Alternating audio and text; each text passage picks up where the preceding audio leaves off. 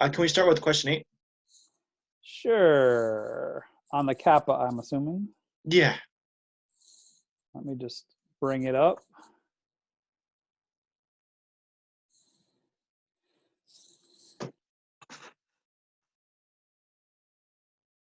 You look a little tired today too, huh? You know, I'm doing all right. How are Okay. you?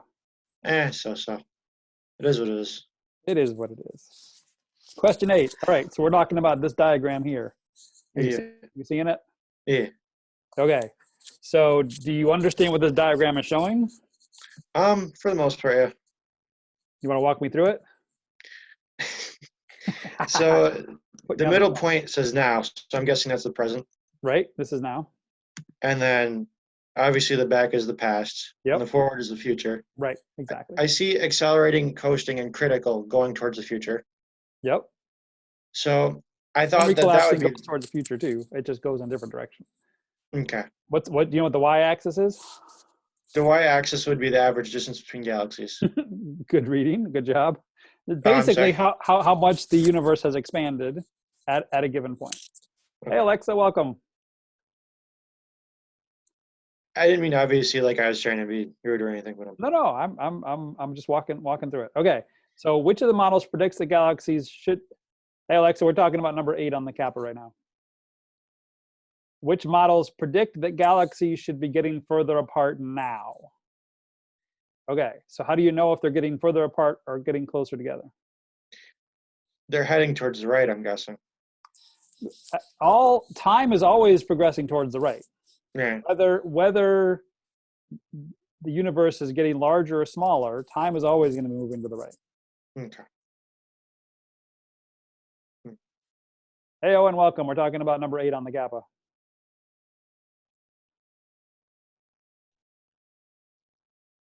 So, how do we know if the universe is getting larger or smaller? It would be the average distance between the galaxies. Right. That has to be getting bigger, right? So, Yeah. if so, there's each of these has a slope, and the slope changes over time. If the Yeah. slope is positive, meaning it's going up, then the universe is getting larger. Yeah. Galaxies are getting further apart. Hmm. So, for which of these curves, and I list all of them here, including none of the above, is the slope positive at the now point? At the now point. It'd be all of them, wouldn't it? Yeah, it would. So, but the thing is, I put in all of them, and every single time it said I was wrong though. Well, one of the answers is none of these models, so you can't choose none of these models. Well, no, I mean I didn't put in C, but I put in everything but C. Really? Yeah, and it said I was wrong. Huh. That should be right. Yeah. So when you say by alphabetical order, should it be accelerating, coasting, critical, or should it be A, B, D? Oh, no. I'm just looking for the letters here, and I Okay. mean alphabetical order by the letter. So Okay. it's different for everybody because everybody has a different order. But for Right. me, it would be A, B, D, E. Does that make sense? Yeah. Was that the I problem? could have sworn I put that in and it said I was wrong, but I'll try again. Okay. Yeah, I was having a few issues before and I didn't go through it, but it looks like I went through this time.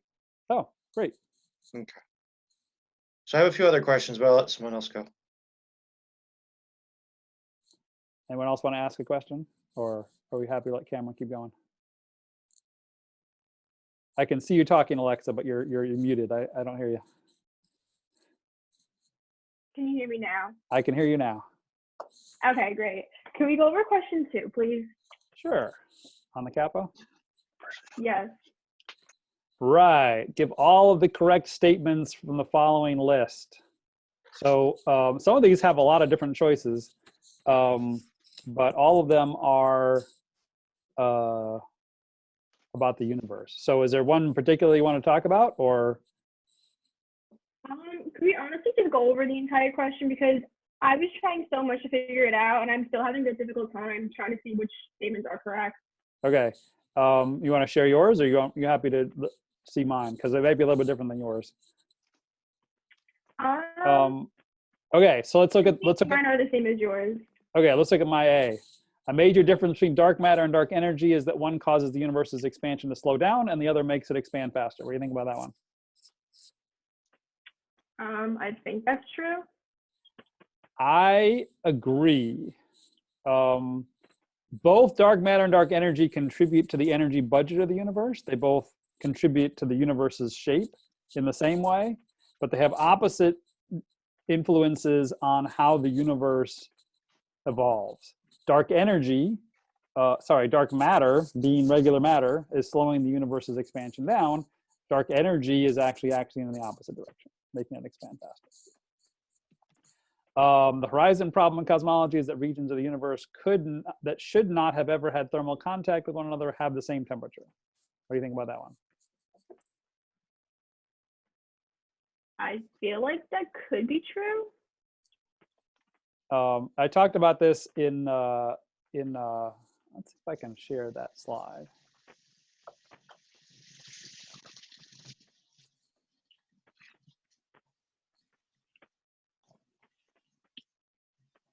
Give me just a sec.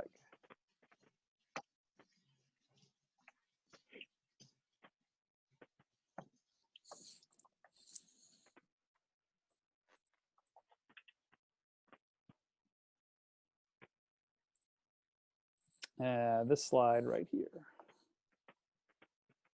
Oops, this on. Okay, so let me share my PowerPoint. And get kicked off your main thing. Okay, here is the relevant. You Oh, see your this broadcast is now, ended. my Oh, I'm sorry.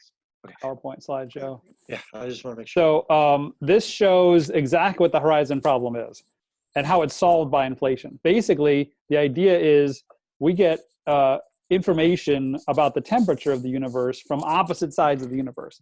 And those are just now communicating with us. There's no way in a normal universe that blob A could have interacted with blob B, because we're just now receiving information from it in the age of the universe in opposite directions. There's no way, in order for them to have the same temperature, they had to have been in thermal contact at some point. And so the horizon problem says, why is it that when we look at the universe in all directions, it looks like it's exactly the same temperature, even though they couldn't possibly have been in thermal contact if the universe is that normal. And it's solved by inflation, because inflation says, well, they were in thermal contact for the first instant of the universe's existence, and then they got ripped apart by inflation, and now they're on opposite sides of the universe. So let's see, the horizon problem, it's true. Yeah, could not have ever had thermal contact with one another at the same time. That's true. Sorry. Okay, so assuming no dark energy, if the matter density of the universe is greater than critical, the universe is open. Again, yours may be less than critical, it may be closed, but what do you think about that one? Basically, let me share my slideshow again. No, the CAPA. There we go. Here's my CAPA. This is my set. So this is assuming no dark energy, if the matter density of the universe is greater than critical, the universe is open. So again, assuming no dark energy, we're really thinking that just eliminates this yellow curve on this diagram, right? We can still consider the blue, the green, and the red. Those all can be no dark energy, only matter universes. And if you have that, then there's only these three possibilities. There's an open universe, a closed universe, and a flat universe. And it's just remembering that if there's more mass than critical, if the matter density is high, then you have a recollapsing universe, and that has a closed geometry. And if you have less than the critical, you have an open universe, and you will expand forever. And if you're on the hairline between them, you have a flat universe, and you have exactly the critical density. So in this particular case, if the matter density is greater than critical, that would be a closed universe. So this would be false. So if this were less than critical, this would be true. Or if this were closed over here, it would be true. But the way it's worded, it's false. The inflationary model of the universe solves both the flatness and the horizon problems. We've already talked about the horizon problem. The flatness problem is, why is the universe basically have flat geometry exactly equal to the critical density? And that is true. The inflationary model does solve both of those problems. The observations show us that geometry of a universe must be very, very closed. That is false. We know the universe must be basically flat to very high order. Assuming no dark energy, if the matter density of the universe is greater than critical, the universe will expand forever. Right, this is the same sort of thing. If it's greater than critical, then it will recollapse. If it's less than critical, it will expand forever. And so this one, the way it's worded, is false. And finally, the critical density is the density needed to cause the Big Bang. Well, that's silly. The Big Bang can happen no matter what the current density of the universe is. There is no cause the Big Bang by what the density is now. So that's always false.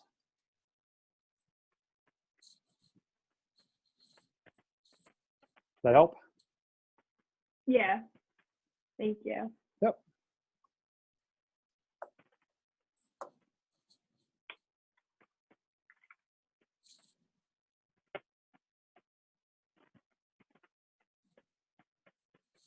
Cameron, want to hop back on, or you want to ask another one, Alexa? If no one else has any at the moment. Can we do 3? Sure. According to the Big Bang Theory, order from the earliest to latest, the sequence of events that are thought to have taken place at the beginning of the universe. Great. I showed a nice animation, or at least slide, that had all of these in there. In fact, inflation was occurring at something like 10 to the negative 30 some seconds.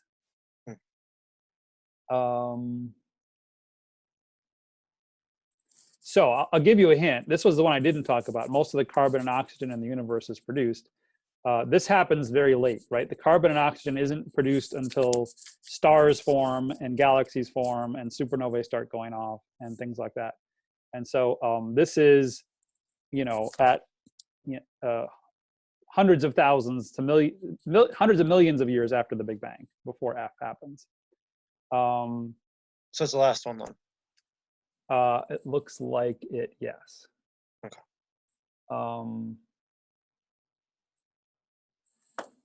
Whoa, my screen just went blank. Oh, here we go.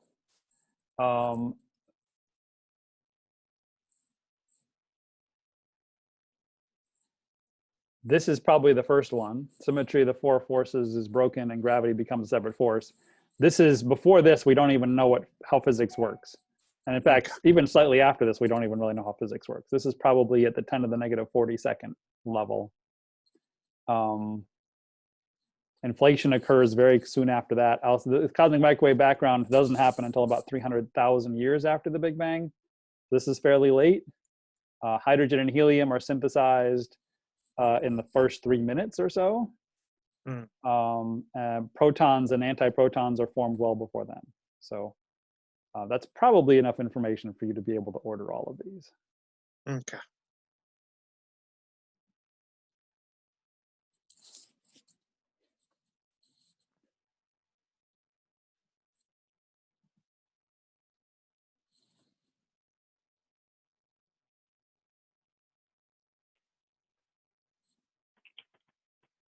Can we go over question 4?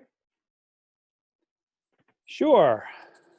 Another explanation for the universe is the steady state hypothesis. We talked about the steady state model a little bit in the lecture that I posted yesterday. The steady state model says that the universe has always existed and it's infinite in extent. Which of the following support the Big Bang theory and which support the steady state model? So these aren't necessarily observations that have been made, but I'm thinking about if you were to make this observation, some of them are and some of them aren't. If you were to make this observation, which of these theories would it support? So a steady state model was a serious model that was put forward in the 40s and 50s to try to save an infinite universe, even though there was a Hubble expansion. So this is not a silly thing to put forward. People spend a lot of time thinking about the steady state hypothesis. Anyway, we want to know the difference between a model a universe that began a finite time ago in a very hot, dense state, and one that is infinitely old and has basically always looked the way it does now. So observing that galaxies at very large distances look identical to those in the nearby universe, which one do you think that would support?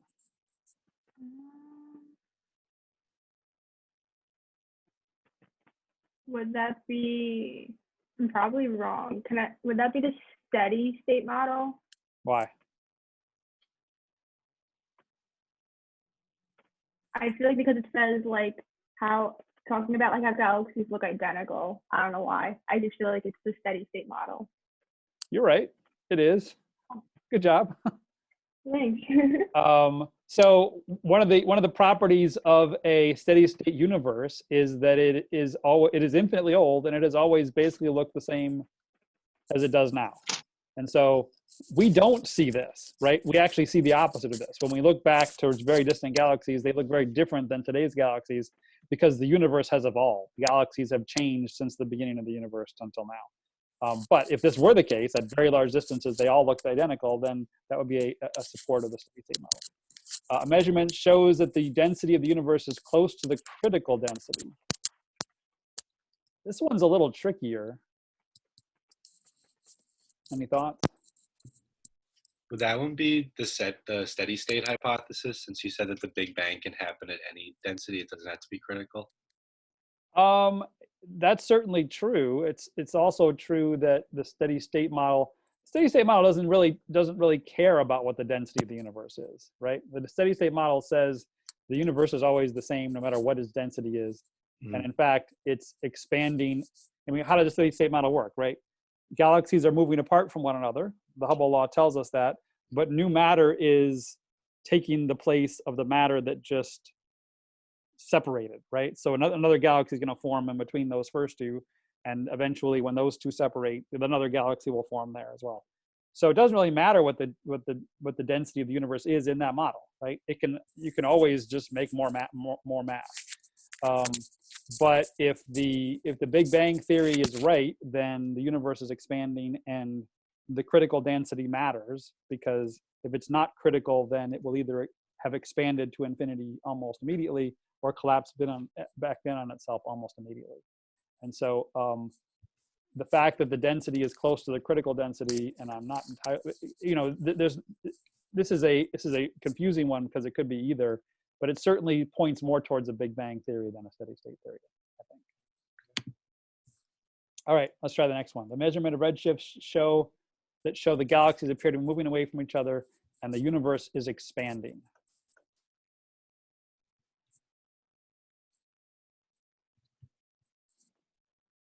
Would that also be the Big Bang theory? That certainly has to be the Big Bang. Yeah, that the steady state theory could be doing that, but doesn't have to be.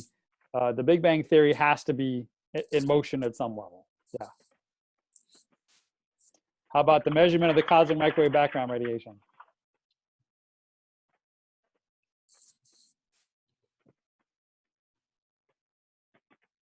Would that also be the Big Bang theory? Yeah, this is the smoking gun for the Big Bang, right?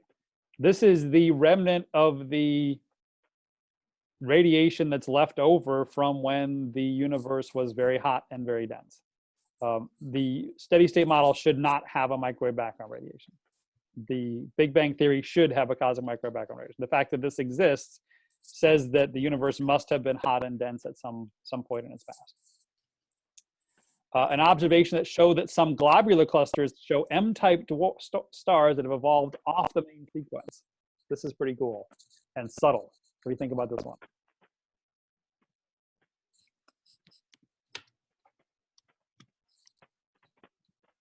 Is it steady state? Yeah, why?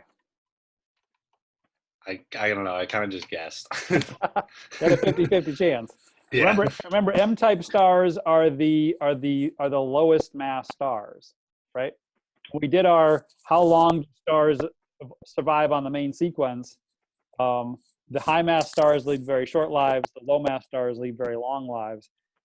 M stars can live hundreds of billions to trillions of years before they leave the main sequence. And so if the universe has a finite age, if it's only 14 billion years old, there are 0 M-type stars in the universe that will ever have even come close to running out of hydrogen in their cores.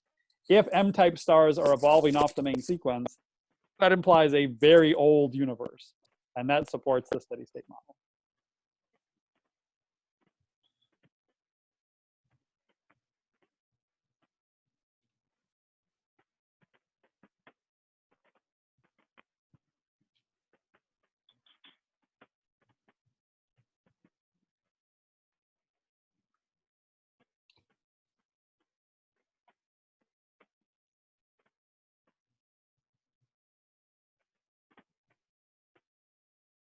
That's actually all the questions I had for the CAPA for this week. But I was wondering if you could talk about like the final exam. Like, Yeah. when does that open up? Does that open up like next Thursday? No, I'm gonna put an announcement up about that today or tomorrow. Our exam was supposed to be on next Thursday. It's the last day of finals. What I'm gonna do though is open it up next Monday morning, and it will be due by Thursday afternoon. So you have to it'll be a 2.5 hour exam. I don't think it'll take you 2.5 hours, but you'll have 2.5 hours to complete it. And it can be started anytime between Monday morning and Thursday afternoon. Okay, great.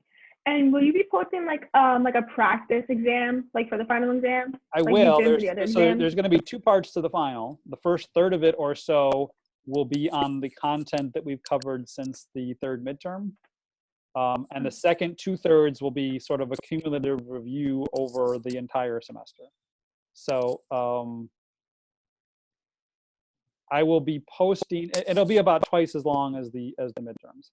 I'll be posting a practice review midterm over the first third of it, over the new part of it that you haven't seen before. And so so you'll have a chance to see what kinds of questions I'll be asking on that. Your practice exams for the cumulative are your previous exams, and I'll be posting. You have access to the exams 2 and 3. I'll be posting a copy of exam 1 in the next day or 2 also. Okay, great. Thank you. Yep. And I think that's all the questions I had. So thank you so much for the help. You're welcome, Alexa.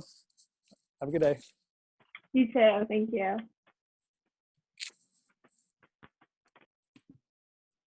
Got anything else, Owen or Cameron? I think I might be good too, actually. I just looked through the CAPA and I think I can do everything else, but Okay. thank you for the help. You're welcome. See you, Owen. Okay. I guess it just leaves me then, huh? You're the only one left. All right. Can we go over 5? I kind of got confused about the lines and how to figure them out. Sure. So 5 is showing you 3 different galaxies at 3 different times, right? So time equals 0, time equals 1 billion years, time equals 2 billion years. And the lines are just supposed to show on some physical scale how far apart these galaxies are at these various ages, right? Yeah. So let me see, use the drawing. So we're going to decide whether each of these is true or false. So you want to go through these one at a time? Yeah, sure. I'll do it mine. Since the universe is expanding at a fixed rate of 1 megaparsec per billion years, all observers see galaxies moving away at the speed. At this speed. Yeah. That would be true, right? Not necessarily. Imagine galaxy A. Okay. And at galaxy, someone observer in galaxy A is looking at someone in galaxy B and galaxy C. Galaxy B is moving away from galaxy A at a slower rate than galaxy C is, right? Okay. This is the Hubble law. The further away a galaxy is, the faster it's moving away. And so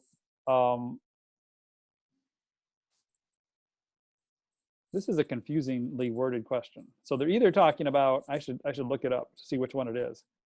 All observers do see galaxies moving away at the same rate.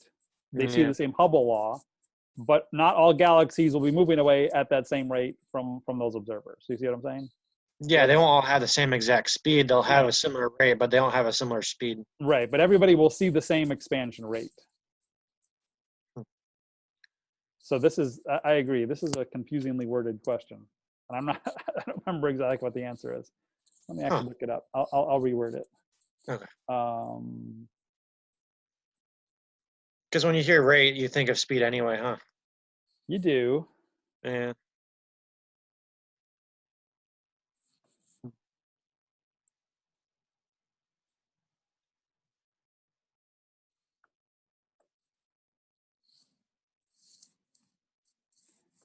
All right, that is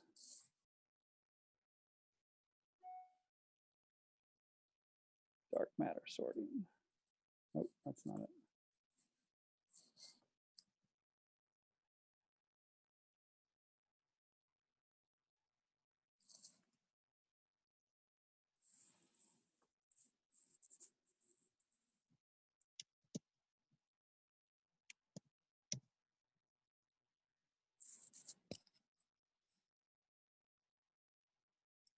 Okay, the answer is false to that one. And I'm going to put in another all to make that a lot more obvious. It won't show up on your PDF, but it will show up on, should show up on your, The CAPA. on the CAPA now. So I reworded to say, since the universe is expanded at a fixed rate of 1 megaparsec per billion years, all observers see all galaxies moving away at this speed. That is obviously false, since we will see some galaxies moving away at slower and some at faster speeds. Okay. Okay, how about the other one? According to A, how does B's speed compare to C's speed? B seems like it's going a bit faster. Why do you say that? Um, A. maybe I should probably look at mine instead. Hold on.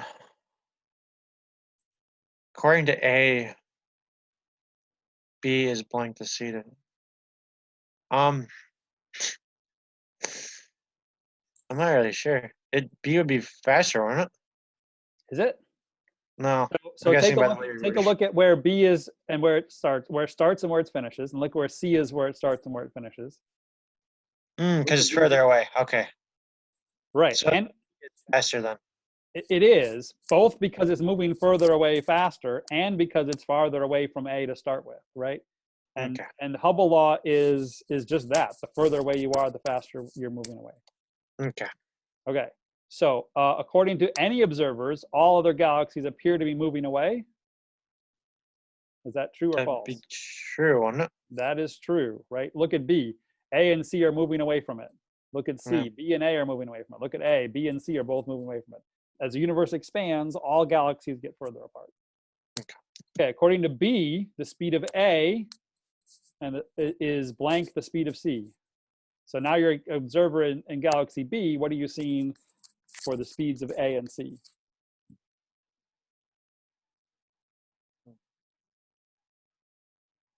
They're about equal. Yeah, that's right. They start off the same distance apart from B, and they're still the same distance apart, and they're still the same distance apart. C and A start the same distance and end the same distance.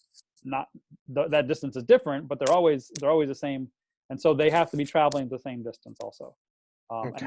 And this supports the Hubble law, right? The farther away a galaxy is, the faster it's moving away. But if two galaxies have the same distance, they should be moving away at the same rate. Okay. Okay, now according to C, how does the speed of B compare to the speed of A? According to C. Now you're an observer in galaxy C, and you're looking back at B and A. Okay. Which is moving away faster, A or B?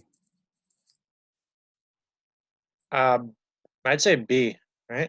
Because I'm looking at I'm kind of confused as to what line I should be looking at. B looks like it's a little bit further away from A.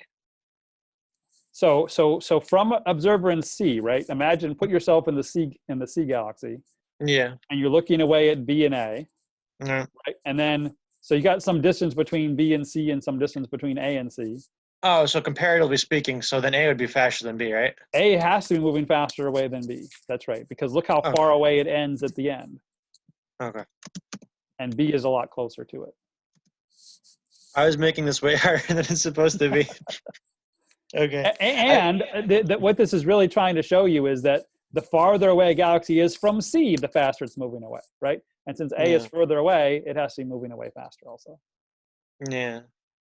Okay. I was trying to compare the lengths of the lines rather than just thinking about from one point to another.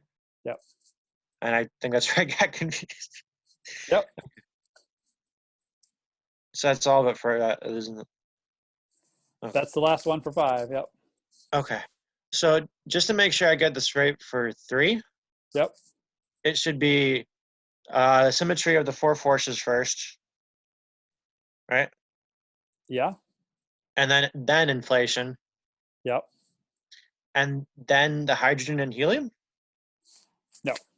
Okay, so it's the universe becoming transparent then? No. No, it's not? Nope. Okay. Protons and antiprotons Mm, are prevalent in the universe very early on, before any hydrogen and helium synthesis can happen. okay. So the protons and then the universe becomes transparent, or that'd be the hydrogen and helium. Hydrogen and helium are like 3 minutes post Big Bang. Transparent happens like 300,000 years post Big Bang. Okay. So then it'd be hydrogen, helium, and then universe becomes transparent, and then carbon and oxygen. And then was there something else here? That was it. Okay, so that is it. So in my case, it'd be E, D, C, protons. Wait, no. Oh, I typed in C again. Jeez. So symmetry, and then inflation, and then protons, and then hydrogen and helium, and then the universe becomes. Oh no, where's B then? The oxygen or the carbon and oxygen. That's last. That's the last one. Okay. All right. Thank you. That's all I had. You're welcome. All right. Have a good day, sir. Take care, Cameron. You too.